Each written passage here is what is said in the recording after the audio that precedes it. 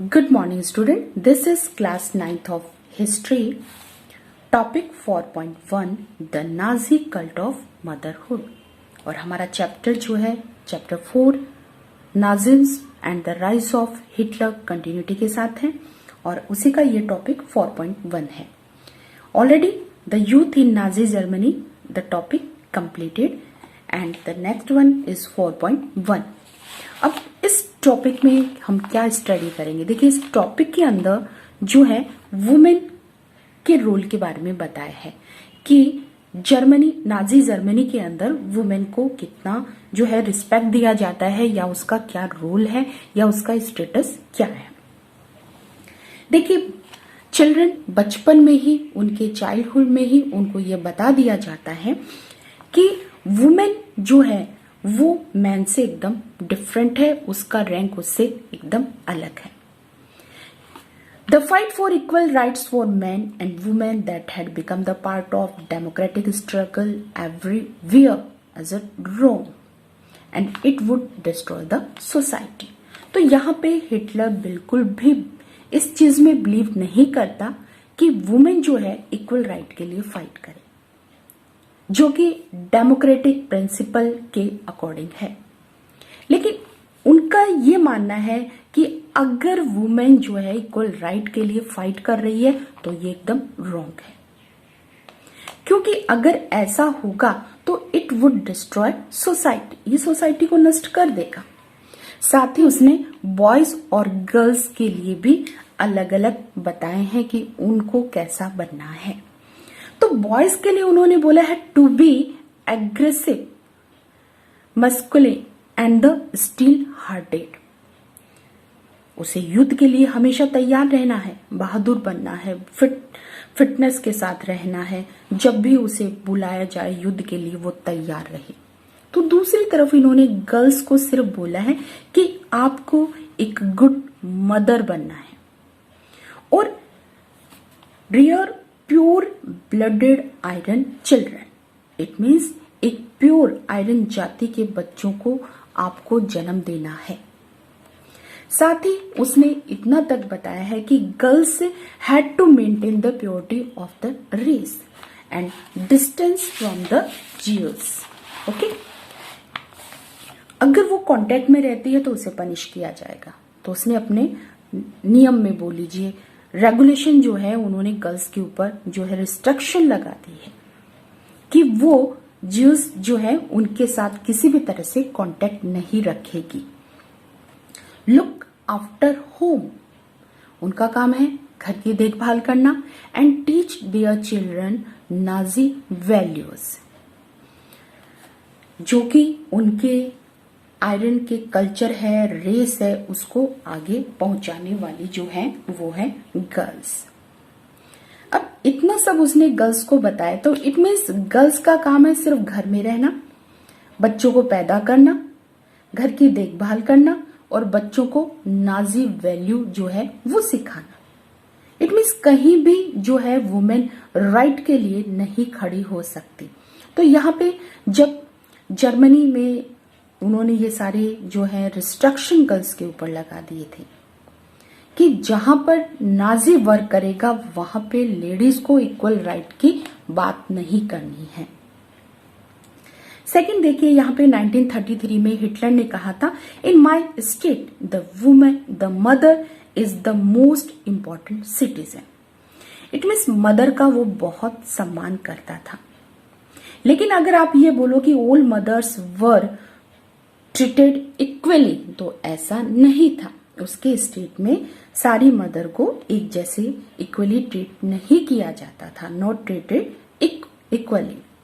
उसके पीछे रीजन ये था कि वो मदर को बहुत इंपॉर्टेंस देता था और बहुत ही इंपॉर्टेंट सिटीजन उसे मानता था.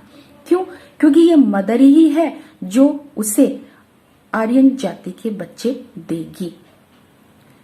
ओके, तो वो उसको बहुत इंपॉर्टेंट मानता था. लेकिन सारी मदर एक जैसे ट्रीट नहीं की जाती थी, कुछ को पनिशमेंट भी दिया जाता था, पनिश्ड किया जाता था, किसी को अवार्डेड भी मिलता था. तो वो पनिशमेंट और देखिए अवार्ड का क्या इसका सिस्टम था मैं आपको बताती हूँ. तो वो मदर जो कि produce who were produced undesirable children. It means वो रेस, वो बच्चे जो अनडिजायरेबल हैं, जिसे हिटलर पसंद नहीं करता, अगर ऐसे बच्चे मदर प्रोड्यूस करती है तो उसे जो है पनिश किया जाता है। तो दूसरी तरफ अवार्ड की बात करते हैं तो प्रोड्यूस डिजायरेबल चिल्ड्रंस, तो ये अवार्ड जो है उन मदर को दिया जाता है जो डिजायरेबल चिल्ड्रंस को पैदा करती है। अब देखिए कौन कौन से अवार्ड हम बोल सकते हैं या कौन कौन सी फैसिलिटीज जो है उनको दी जाती है। तो एक मदर, एक वुमेन जो कि डिजायरेबल चिल्ड्रन को प्रोड्यूस करती है, उसे हॉस्पिटल वगैरह जो है उसमें स्पेशल तरह का ट्रीटमेंट उनको दिया जाता है। उन्हें कंसेशंस मिलते हैं शॉप्स के ऊपर, थिएटर की टिकट के ऊपर, और रेलवे जो है अपार्टमेंट भी उन्हें जो है कंसेशन देता है। ओके, वो मदर जो कि डिजायरेबल चिल्ड्रन को प्रोड्यूस करती है, उनको एक स्पेशल कार्ड दिया जाता है। उस कार्ड के बेसिस पे ये सारी फैसिलिटीज जो है वो उठा सकती है। अब साथ ही अवार्ड में देखिए यहाँ पे एक फनी मानिए या रियल मानिए, टू प्रोड्यूस मैनी चिल्ड्रंस, वो मदर जो बहुत सारे बच्चों को जन्म देती है, जिनमें अगर एक मदर ने 4 चिल्ड्रंस को जो है प्रोड्यूस किया है तो उसे ब्रॉन्ज क्रॉस दिया जाता है। और 6 बच्चे पैदा करने वाली माँ को सिल्वर क्रॉस दिया जाता है, और 8 और मोर देन 8 जो है उनको गोल्ड क्रॉस दिया जाता है। और ये सारे के सारे जो अवार्ड जो है वो पब्लिकली उनको दिए जाते हैं। तो यहाँ पे क्या है उनका मेन काम यही है कि वो मोटिवेट करता है कि ज्यादा से ज्यादा बच्चों को पैदा किया जाए, ज्यादा से ज्यादा आर्यन जाति के बच्चों को पैदा किया जाए।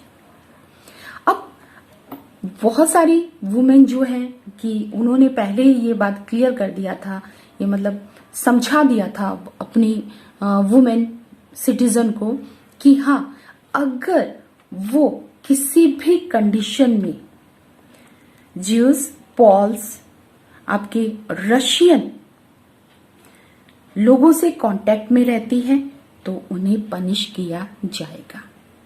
और ये पनिशमेंट जो है बहुत ही खतरनाक होती थी। यहाँ पे जो लेडीज जो है कांटेक्ट रखती थी ज्यूस, पॉल्स और रशियन से, तो उनकी जो टाउन में उनकी परेड करवाई जाती थी। उनके सर के सारे बाल को जो है वो शेव कर दिया जाता था, चेहरे पे जो है कालिक पोत दी जाती थी, और गले में जो है वो एक प्लाकार्ड जो है वो गले में उनके लटका दिया जाता था कि हाँ, मैंने अपने नेशन को जो है वो दागदार किया है। बहुत सारी लेडीज जो जेव्स, पॉल्स या रशियन के कांटेक्ट में रहती थी, उन्हें जेल भेज दिया जाता था, फांसी की सजा भी उनको दे दी जाती थी, और उनके हस्बैंड और पूरी फैमिली जो है बहुत सफर करती थी। तो वुमेन जो है कोई भी तरह का कांटेक्ट इन लोगों से रखने से पहले उसे पता था कि उसे ये पनिशमेंट मिल सकती है। सो इज दैट क्लियर कि हाँ, कि जो मदर है उसका स्टेटस जो है नाजी जर्मनी में क्या था। Okay, clear this?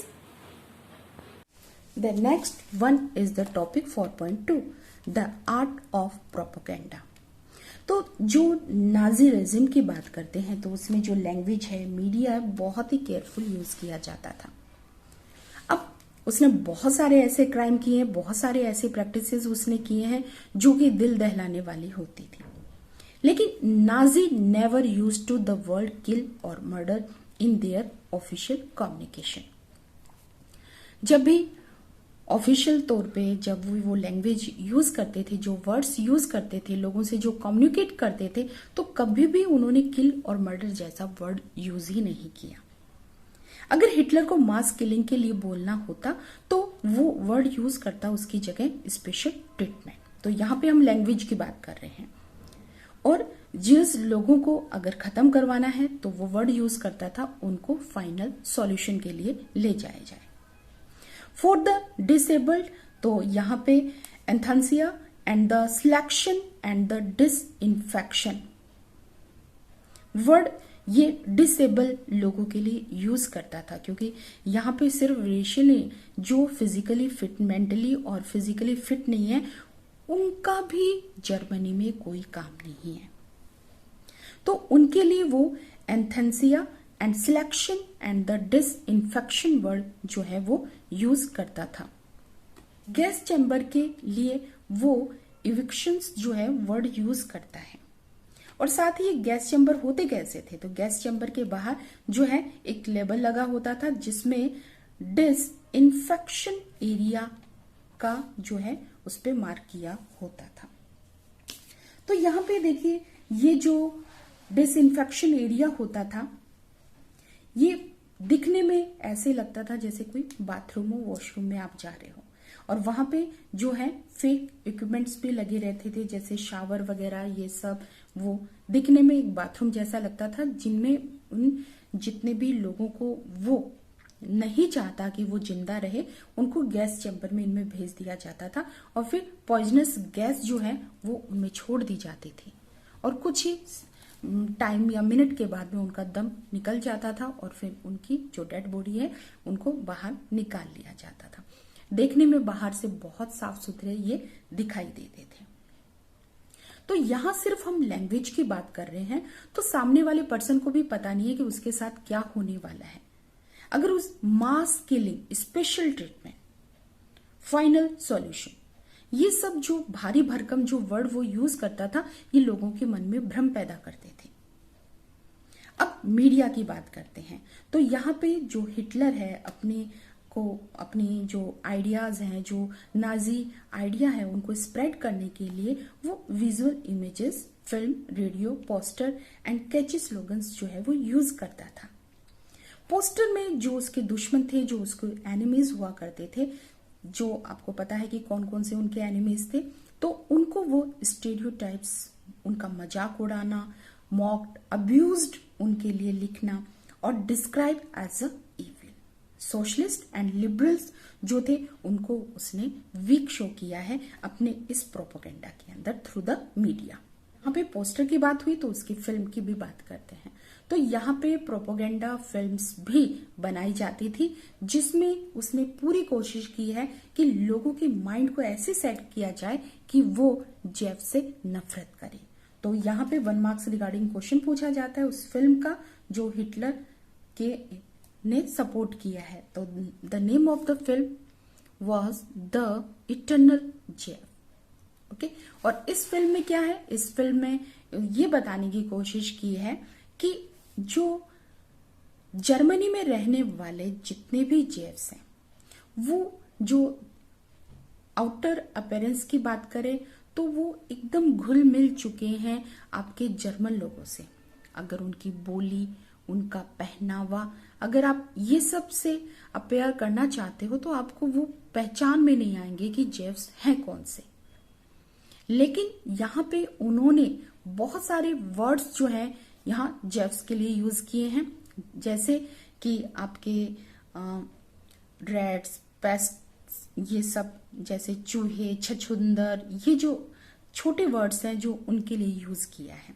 साथ ही उन्होंने कहा कि जब ये जेफ्स चलते हैं तो ऐसे लगते हैं जैसे कि रोटेंट्स, इट मीन्स कोई छुछुंदर चल रहा हो। और Nazisms worked on the mind of the people, उनके इमोशंस के साथ, उनके थॉट के साथ जो है पूरी तरह से जो है नाजी जो है खेल रहा था, पूरी तरह से उनके माइंड को उसने कंट्रोल करके रखा था। यहाँ पे Nazi made equal efforts to appeal to all the different sections of the population. They sought to win their support by suggesting that the Nazis alone could solve all their problems.